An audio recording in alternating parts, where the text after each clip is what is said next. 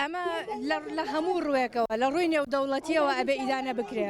ئەمە دەست درێژیکردنە نەک ینی بەسەر هەموو عێراق نەک بەس بۆ هەرێمی کوردستان بەڵام ئێمە ئەبێ خۆمان وەکو هەرێمی کوردستان خۆمان یەکخین و دژی ئەو دەست درێژیە بۆستینەوە عێراق بەعام کێشەی یەجگار زۆرە و بە ئەنواعی قەیرانە تێپەڕێ بێگومان پێیان خۆش نییە کە هەرێمێکی کوردستان هەرێمێکی بەقووەت بێ بۆیە پێیان خۆشە کە ئەم هەموو کێشە و مەشاکیلە هەیە بە پشتگیری عێراق لە چوارچێوەی ئیدانەیە لە ئیدانە دەرناچێ من لێرە وەکو بڵێسە جەبار فەرمان ئامادەم و هەر ڕێپێوانێک هەر گردبوونەوەیەک هەر شتێک دژ بە داگیرکەران بکرێ بێگومان لە ڕیزی پێشەوە بم من ئەڵێم کەوا ئەم حەزبانەی کە ئێستا لێرە حکومڕانن فەرمانڕەوان حەزبانێکن کە نەیانتوانیوە هەرێمی کوردستان بەڕێکی بە جوانی بەڕێوە بەرن و دووچاری ئەم هەموو قەیرانەیان کردوێتەوە ئەم عەقڵیەتەی کە ئێستا لە حکوومەت لە هەرێمە حکومڕانە بەم عەقڵیەتە ئێمە ناتوانین بەرەنگاری ئەم داگیرکاریە ببینەوە.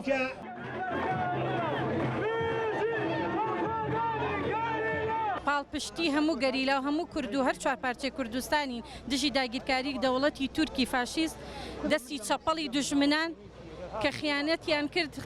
تورکیان هێنایە سەر خاکی کوردستان و ڕۆڵەی کورد ئەکوژن و هەموو دژ بە هەر گەریلانیە دژ بە هەر کوردێک و هەر دارێک و هەر بەردێک و هەر شاخێکی کوردستانە ئێمە هاتووین پشتگیری هەموو گەریلا هەر چوارپارچەی کوردستان و خاکی کوردستان و سڵێداری کوردستانەکەی.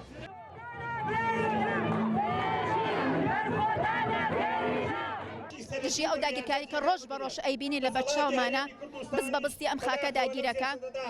بێجگە لە خوێنڕشتنی مرۆڵەکانمان ئەمڕۆ گەشتۆتاوەی سروشتی وڵاتەکەشمان تێکەدا و لە سایه سەری دەسەڵاتەوە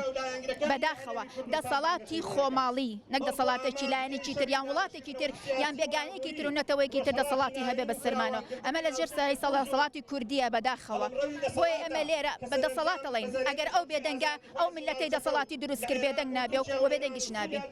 هیچ شتێنیەتە کاریگەری نەبێ ئەمڕۆیە بەیانیە دوو بەیانی هەر ئەبێ کاریگەری خۆی هەبێ ئەی بێدەنگی چ کاریگەریەکی هەیە بێدەنگی چ سوودێکی هەیە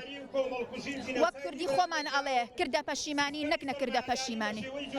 100 کەس خەوت بێ کافیە بۆ یەک کەس بەخەبەر بێ.